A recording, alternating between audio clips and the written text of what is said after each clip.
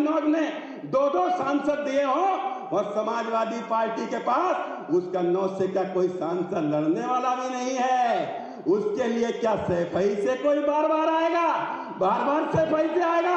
अरे अखिलेश जी भेजिए सैफई से, किसको भेजना हो भेजिए।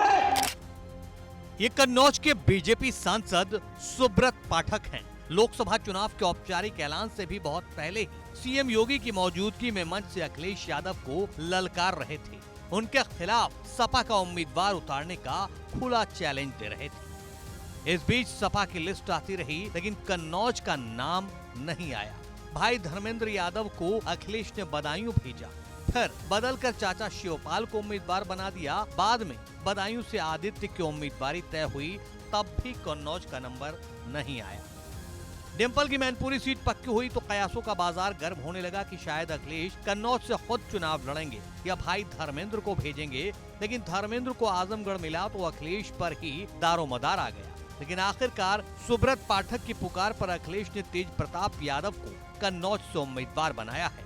समाजवादी विचारों का क्षेत्र रहा और लगातार समाजवादी विचारधारा वाली पार्टियां वहां चुनाव जीतती रही और समाजवादी पार्टी पिछले कई चुनावों से जीती।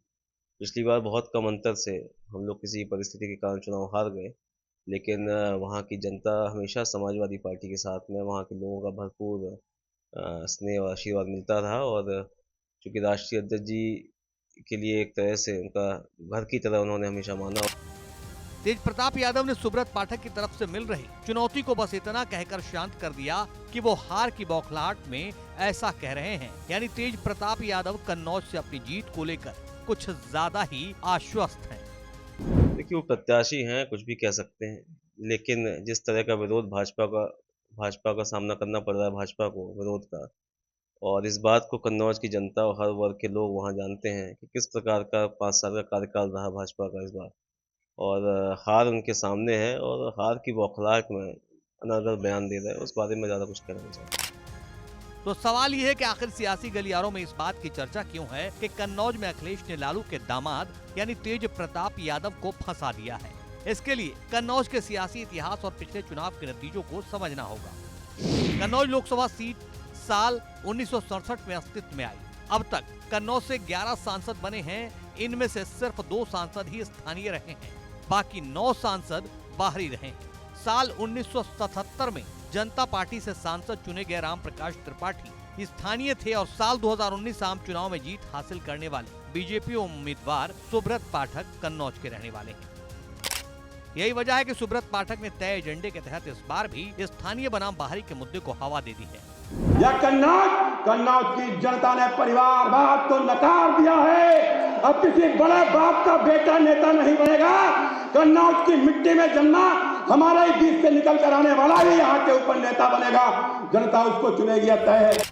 हालांकि ये बात भी कन्नौज के सियासी इतिहास में दर्ज है कि कन्नौज लोकसभा सीट के अस्तित्व में आने के बाद से ही इस सीट पर समाजवादियों का दबदबा रहा है। इस सीट पर साल 1998 से साल 2014 आम चुनाव तक सपा का कब्जा था, लेकिन साल 2019 आम चुनाव में बीजेपी ने इस सीट पर जीत हासिल की।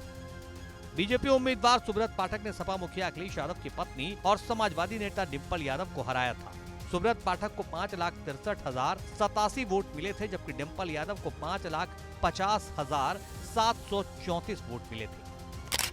सियासी गलियारों में इस बात की चर्चा है कि सुब्रत पाठक जब डिंपल यादव का रथ रोक सकते हैं तो फिर उनके मुकाबले तेज प्रताप का सियासी कद तो छोटा है, यानी राह आसान नहीं है, सीट संकट में फंसी है। कन्नौज लोकसभा क्षेत्र में करीब 18 लाख वोटर हैं। सबसे ज्यादा मुस्लिम और यादव मतदाता हैं। मुस्लिम वोटर्स की संख्या 2.5 लाख, जबकि यादव वोटर्स की संख्या भी करीब 2.5 लाख है। इसके अलावा 2.5 लाख दलित वोटर हैं, जबकि इस क्षेत्र में 15% ब्राह्मण और 10% राजपूत वोटर हैं।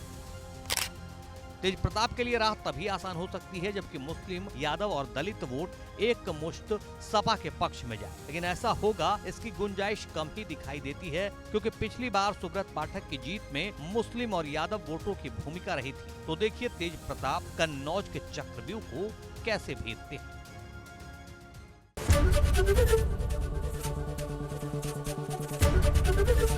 एबीपी गंगा, खबर आपकी, जुबान आपकी।